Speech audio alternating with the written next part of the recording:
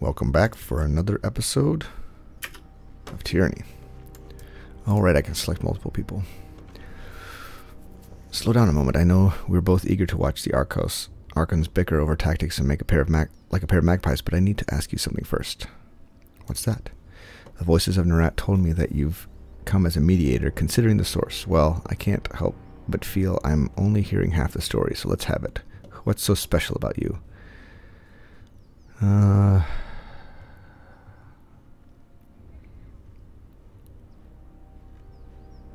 What else has the voices of Nerat told you? Only that I could find you in Edgering Ruins. Truthfully, I could have picked you out of a crowd. You're the only one of us who hasn't spent the last few months bathing in the stink of Matani River. She laughs, but there's a force nature to it. I'm here to deliver...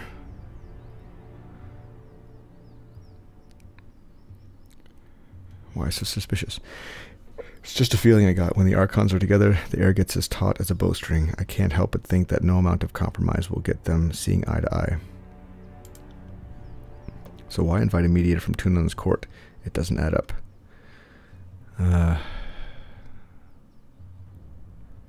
Why do you think the Archons are out? I've been with the Scarlet Chorus since the early days of the conquest, so I can't say it's been building. I can say it's been building for a few years now. There's an energy about those two, like a pair of storms moving to collide. I heard tell that Graven Ash and the voices of Nerat shared some bad blood in the Northern Empire, but I don't know any of the particulars. That's absurd. If the Archons can't put the past behind them, they are unfit to command. Let's see.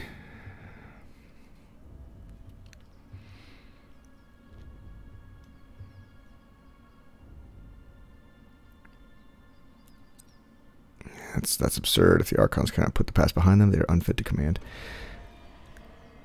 Fear. Quick to anger, are we? I'm not disagreeing with you, but I would take care when you speak your mind. Someone is always eager to report slander to their favorite Archon. With all the power they wield, those types are not quick to forgive. I guess I'll tell the truth to her. I don't know. That makes a crazy kind of sense, considering how long the siege has taxed the armies. I can understand why Kyros would send you with an edict to speed things along. Have you read it? Do you know what it says? The Archons must claim Ascension Hall by Kyros' Day of Swords, or all will perish. Let's tell the truth again. In for a penny, in for a pound. One more thing for the Archons to fight over. Well, thanks for cluing me in. If Kyros sends any lightning our way, just tell me when to duck. I really ought to be meeting with the Archons. The war tent is just past the center of camp. She nods towards the northeast. Yeah, see, I like verse. I'm going to be loyal to her. Or nice to her. One last thing. Be careful around the disfavored types. They take their work seriously, and most have suffered too many blows to the head. Let's see here. What's happening? Hail Fatebinder, the disfavored scout, nods at your approach. Camps on up ahead. Don't mind us just clearing out the rabble. I still don't understand what I've done to offend. I respect that these are now disfavored lands, and I'm happy to give the Legion a proper toll, but she's going on about trading rights. What nonsense is that? I am not allowed to trade one thing for another. It's not like I'm selling weapons to angry peasants or anything of the sort. You're on disfavored land. These warriors have every right to kill you. You should be more thankful they're even listening to you speak. The Overlord regulates all trade. If you lack the proper permits, your goods are forfeit. Let's see. Overlord regulates all trade. A trade permit? Well, how was I mean, to whom would I speak for such a thing? Not us, and not our problem. Maybe march your butt to Bastard City and plead your case before Tunon. But we'll lighten your burden and relieve you of your wares first. That should make the long trek a bit more bearable. Anything to be argued before Tunon may be argued before me. Let's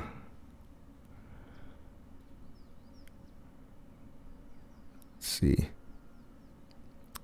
I think this is true. Ooh. What's there to discuss? We should kill this mongrel. And the warrior pauses, placing her hand in front of her mouth. If the Fatebinder wishes to weigh in on the matter, courtesy demands we listen. The soldier clears her throat, looking at you expectantly.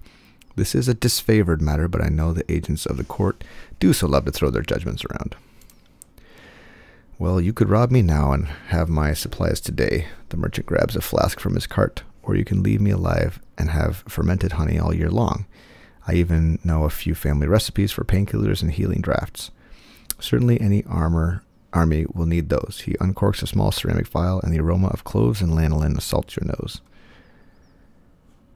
These are essential goods to the war effort. We should leave the supplier intact. What a coincidence. Your family recipe for wound paste smells just like the Scarlet Fury's own concoction. Where'd you steal this? Wow, interesting.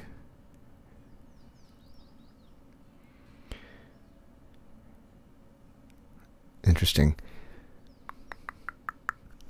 What a coincidence, your family recipe for a wound paste. I don't. The merchant tenses up, his face flushing red. I don't know what you're getting at. How stupid do you think I am? Can I pick him up?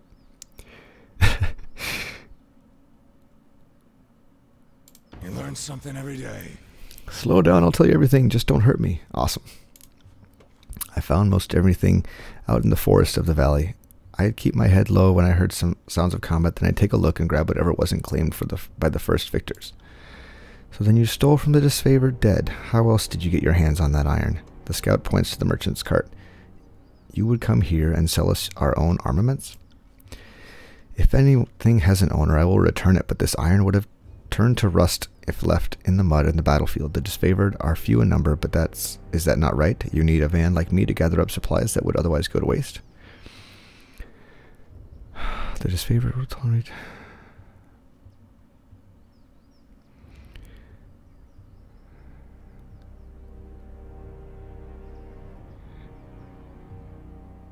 Let's see. I don't know if you should trade it.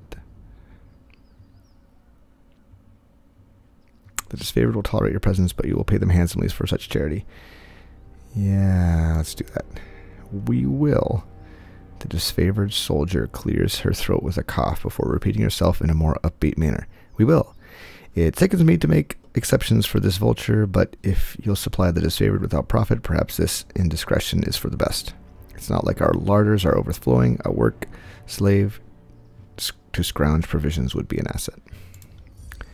Thank you for interceding. Lithian's crossing. Okay.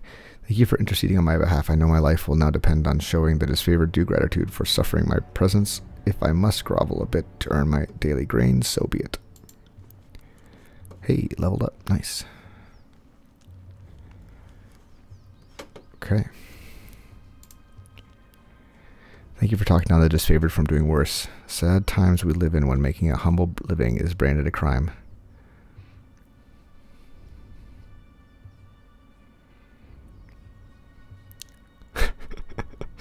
So saving your hide was worth...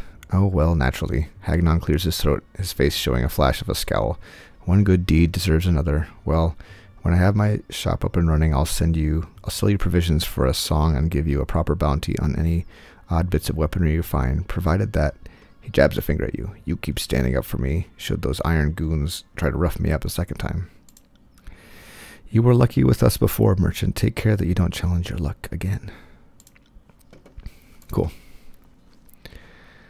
I hate to be, you know, an opportunist and all, but it is, you know,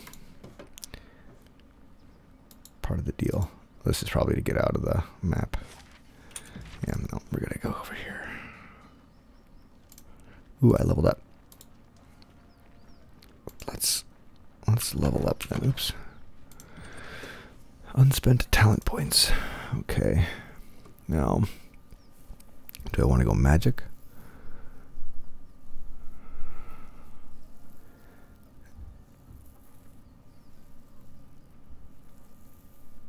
Grants a bonus to lore skill. Additional spell slots.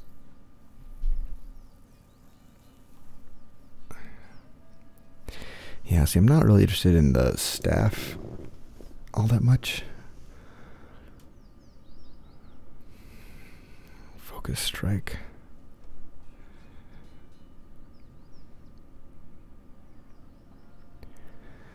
Power, leadership, maybe. Oh, I have to be level 3 for that. Okay. I don't need defense. Agility, move faster in combat.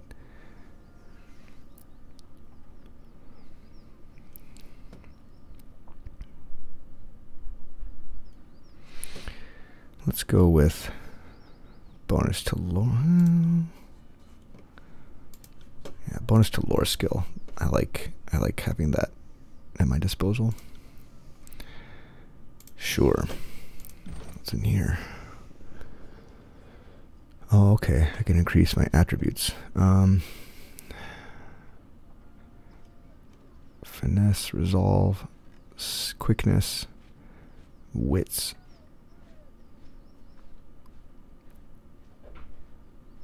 You know what? I shouldn't have taken a point out of that. But I did. Let's go like that and save. I am going to use mostly spells, but I do like the idea of being able to use the War Mace every once in a while. Alright, what's this? Okay, quests.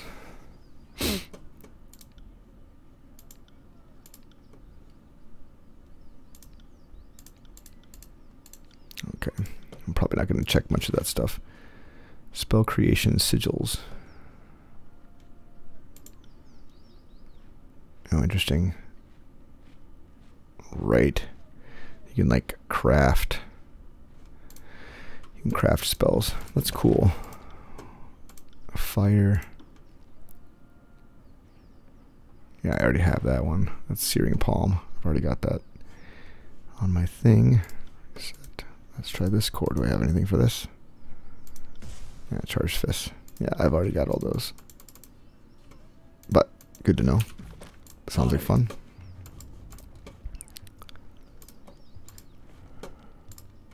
Now, why does it still show me glowing?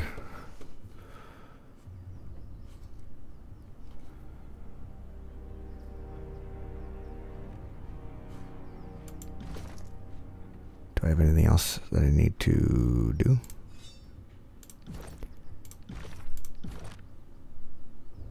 Okay, Scarlet Chorus. Yeah, I've got more wrath than favor with the Scarlet Chorus. Mostly favor with them. Stand together, stand tall. Allied AoE resolve for 3 seconds. I don't know what resolve is. Bonus to resolve, okay. Favor of the Fatebinder. Shielded for 80 damage for 30 seconds. Grant damage absorption shield to the target. Okay,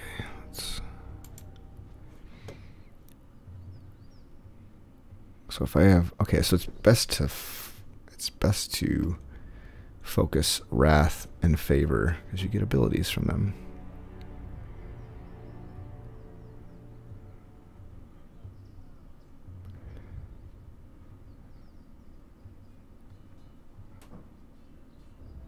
Cool.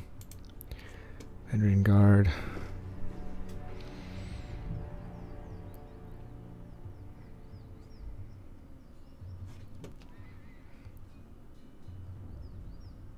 Interesting. So there's like bonuses for all of this stuff. Oh, so it's fear or loyalty. It's not, okay.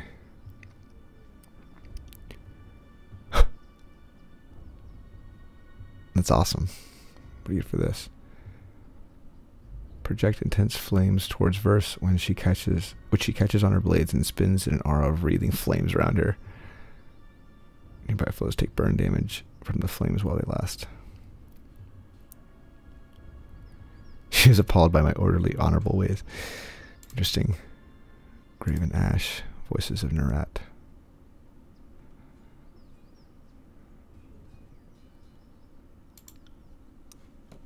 Okay. I don't see any abilities there, so I'm not sure what that is. Okay, anyway.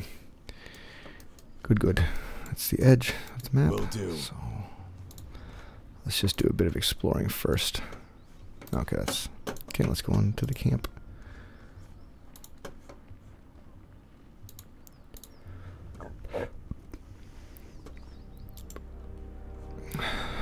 Stormcaller has arrived. The guard nods at your approach. It is an honor to welcome you to Disfavored camp. Must have been a terrifying honor to be the mouthpiece of Kyros' magic, you lucky sod.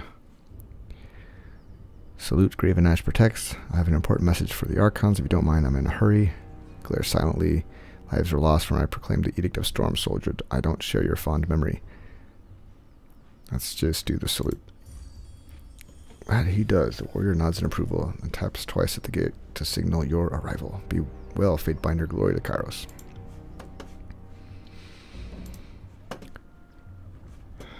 Who's this? Pentibor. Hail to you, guardian of the law. The man dressed in merchant finery greets you with a smile. If you have a few excess rings weighing you down, best unburden yourself before battle.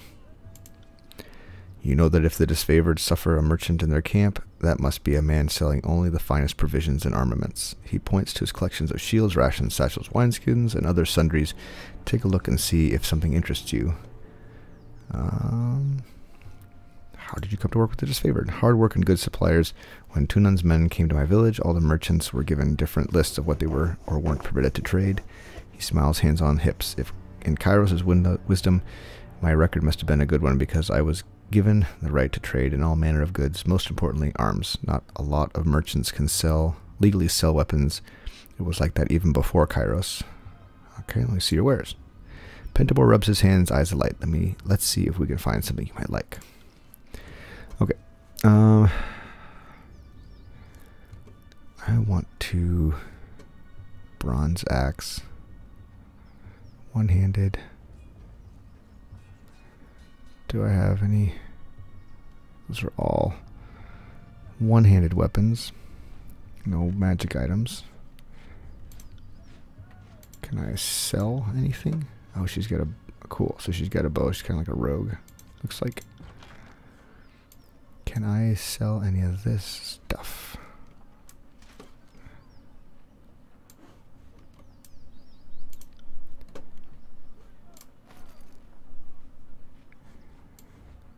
Oh, I see. Yeah, so I can. Scarlet Fury helm.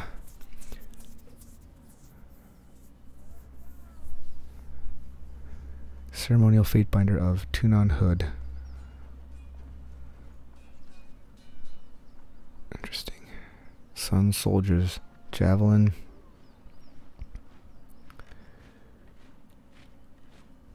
Let's sell these things.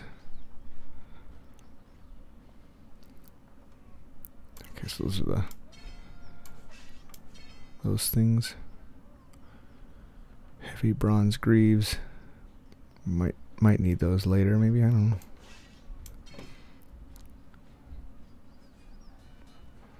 Sun Fury gloves, Scarlet Fury gloves. Bloody Scarlet Fury gloves. Okay, so these are better.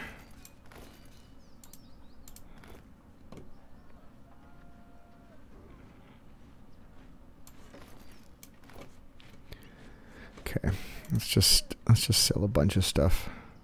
Sun Soldier's javelin. Quick finger bangles. Nope.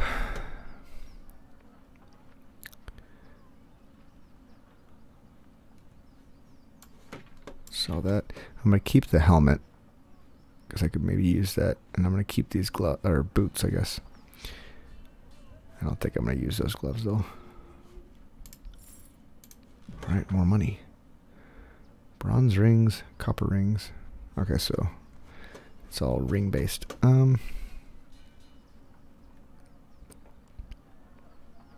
Brotherhood Stout. Okay.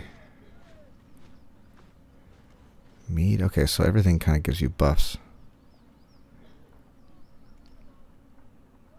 Okay. Neat. All right, I do want to look at this. Haste. Let's add some haste. That sounds good.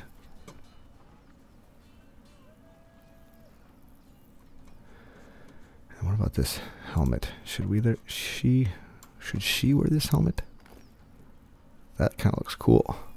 Accuracy +3, deflection. Yeah, why not? Camping supplies, cool. So I can't just camp anytime.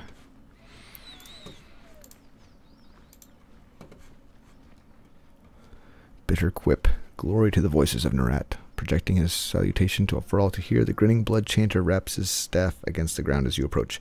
Fate binder Lovecraft, I presume. His smile quickly retreats, giving you a sour scowl. I am Bitter Quip. I am here as the emissary of the Scarlet Chorus. Bitter Quip looks at you impatiently. What is it like working with the Disfavored? He scoffs, looking away from you for a moment before sniffing and returning his attention to you. Reporting to the Iron Hag is an insult. She fought one duel for her title. One. Her leadership must be continuously proven, earned, and defended. Weaknesses should bleed to the bottom of the army, not rise to the top. My assignment here is also an insult, but one I will bear for the good of the chorus. If only to see with my own eyes the failure of the Disfavored, that will be a fine day. Can you tell me of the Scarlet Chorus? The chorus is the future of the tears. I feel only derision and pity for those who fear our inevitable ascension.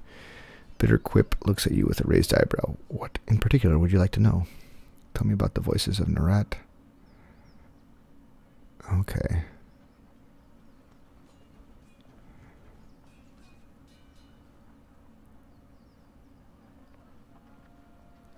Interesting.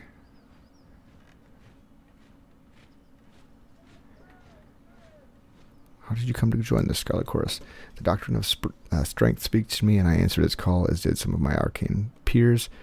I took to the chorus almost immediately. Unlike most, I cried not for the life of comfort lost to me.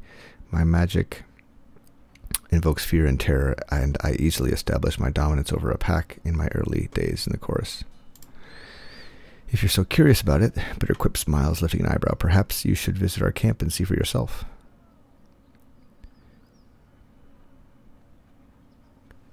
Tell me about the voices of Narat. He is supreme commander and public servant, he who sets us free but directs all. Bitter Quip smiles as he talks, his face turning flush. The voices of Narat is the epitome of what each of us can be, a magician without equal and the leader of uncountable numbers. Maybe I'll talk to you later. Bitter Quip nods as you depart.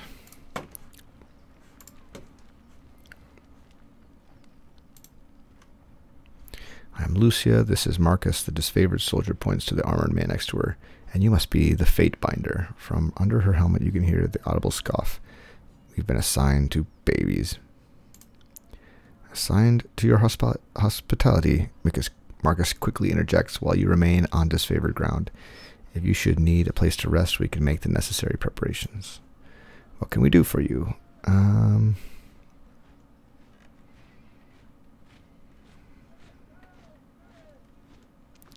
Interesting. Training. Marcus pounds his fist on his armor and salute. Oh, interesting.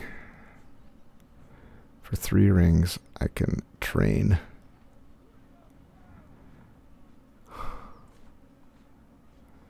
I don't understand these bars. Like, what does that mean? Okay, I'm not going to train with you. Well, if it isn't the Fate Binder, Lucia, what does she train? So fun to break up the monotony of this siege. One-handed, dodge, and athletics. Interesting.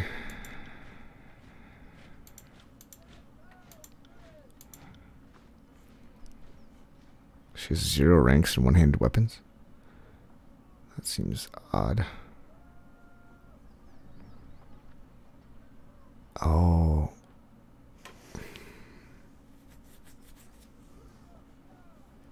I do not understand, but let's oh. I'm so confused. Why does it dodge? Athletics? Okay. I don't understand what the bar means. Okay. I don't. Okay. Let's just try dodge and athletics for both of them. That seems worth it. Okay, the Archons await you inside Fatebinder. Should I just go in? Let's just go in.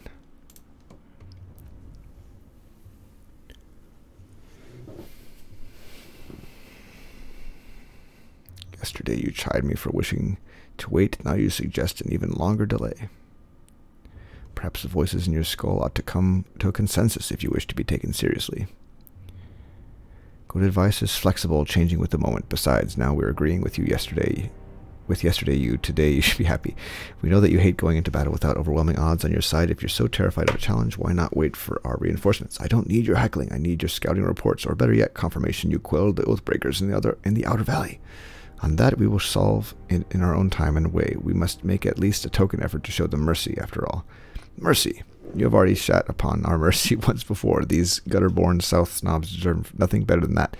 Oh, calm down now. We must leave something to rule. Or have you forgotten Kyros' orders? Patience, old chum. Kind of funny.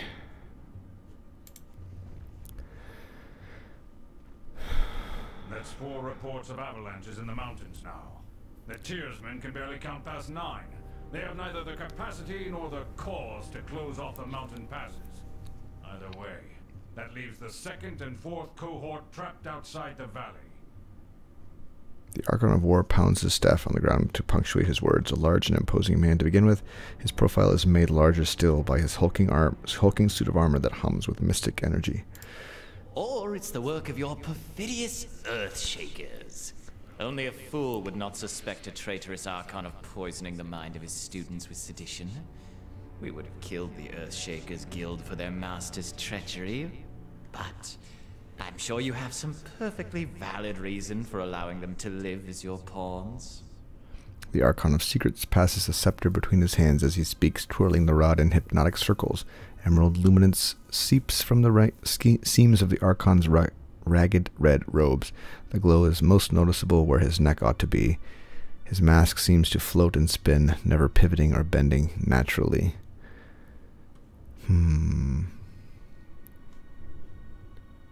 Hey, watch yourself. When these two get going, you don't want to get between them.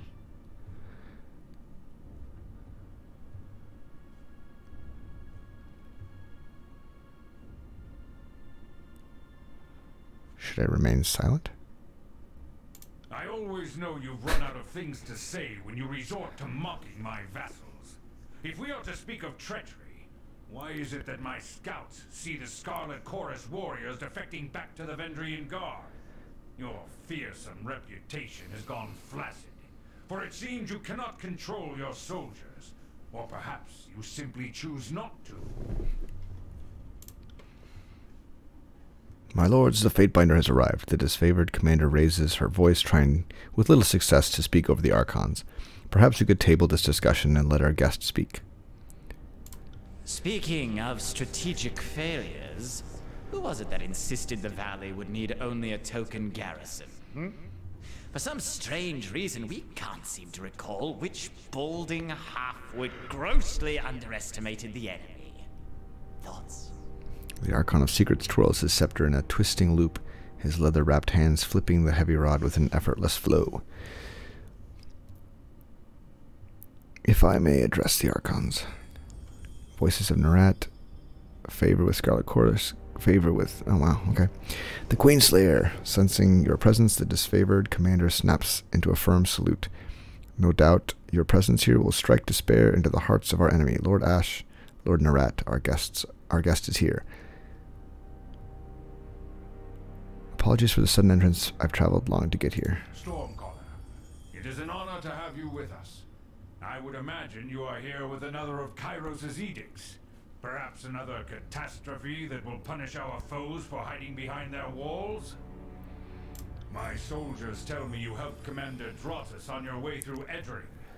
You honor the court with your selfless cooperation, for that is the sort of camaraderie that Kyros demands of us all. On the last of his words, the Archon of War glares at the voices of Nerat, furrowing his brow as he utters the words, camaraderie. I require no thanks for doing my sworn duty. I come bearing an edict. Are you all done bickering? I have an edict to proclaim. I require no thanks for doing my sworn duty. Modesty is your prerogative. But know that cooperation and goodwill have been rarities of late. You do your Lord Tunon a great honor by aiding your cousins in the Disfavored. No, don't mind us while you trade your gushing praise. We're sure the Fatebinder has come because our company lacks in small talk. I come bearing an edict of Kyros. Once again, you bring us support in a time of need. We fondly remember your service to the Chorus in the taking of the Bastard City. We knew back then you were destined for great things. But we had not anticipated you would be twice honored with the task of proclamation. So, do not keep us waiting. What is the Overlord's will?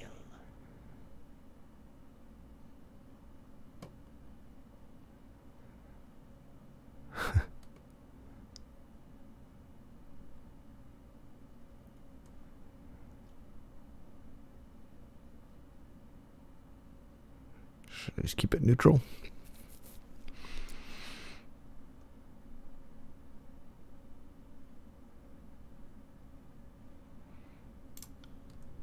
The earth sways with each word you utter, the air thickening with warmth as you pronounce the tersely phrased commandment, its every syllable drafted by the hand of Kyros.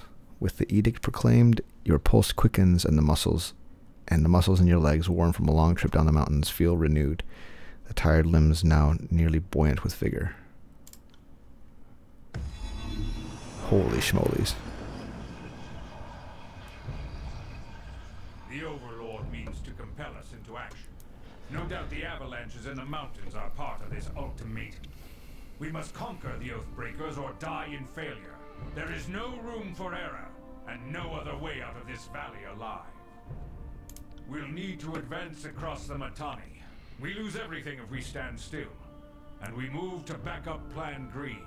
The Earthshakers didn't make it over the mountain in time. So we do this the hard way. Over the walls instead of through.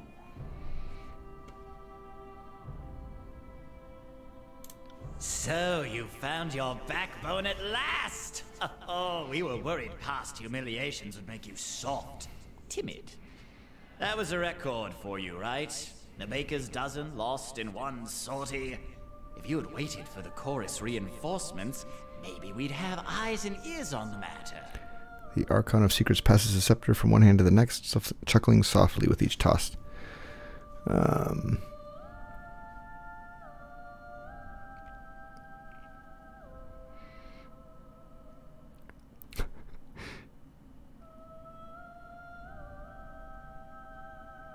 Bicker all you wish, you're just wasting valuable time.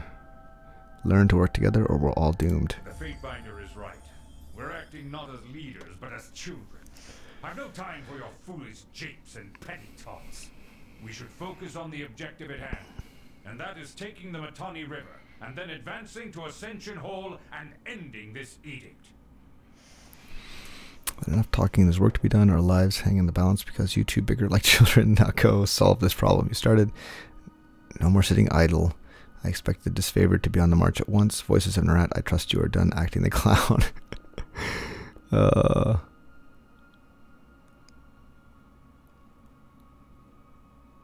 Enough talking. My Lord Barrack and his band have been drilled on the Echo Call assault plan. The Crescent Runners should be briefing them as we speak regarding the latest enemy movements along the river. I will dispatch them at once.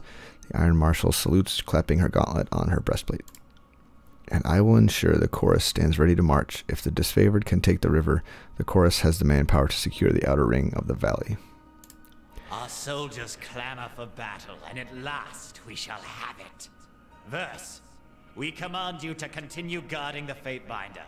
Tunon's chosen is our honored guest, and must be shown our finest hospitality. I won't let you down, boss. He'll get through the campaign in one piece. As long as he doesn't do anything too stupid. He's got the face palm going on. And before we forget, we have a debt to settle. Last year, when our warriors got confused about supply lines, so kind of you to understand how things get muddled in the fog of war. The Archon of Secrets tosses several iron rings your way as you begin to leave. He taps the fifth eye on the shoulder, and with one last twirl of his scepter, the Archon departs with his underling. Catch the rings? Sure. Gain favor. Lost favor with Graven Ash. Oh, 300 rings. Sure. Archon of Secrets lets out a small chuckle as he leaves.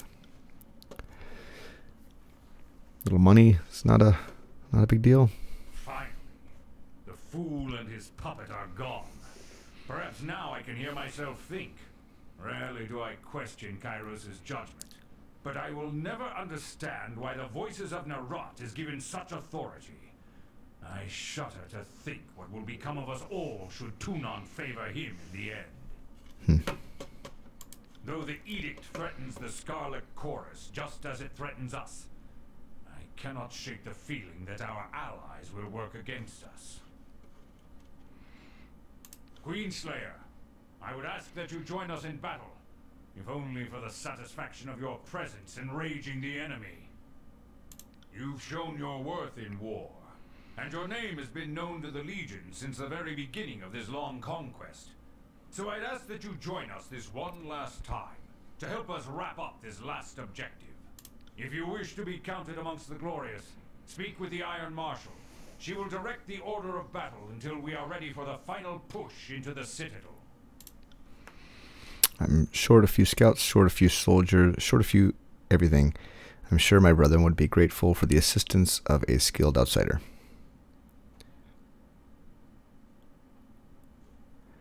I would be honored to help. Favor with the disfavored. The Iron Marshal salutes Graven Ash, then turns to leave the tent. I will be at the training grounds readying the soldiers. Find me there when you are ready. Arenios, okay. She pauses, clearing her throat. And though I am loath to mention it, the chorus can likely use your assistance. They certainly won't secure the outer valley on their own. Fifth Eye will be somewhere in that rat's nest they call a camp due east. Seek him out if you must. Alright, friends, I think we're going to call it there. Thanks so much for watching. Yeah, we're enjoying the series so far. I hope you guys are too. Please hit the like button if you enjoyed this and subscribe for more. Take it easy.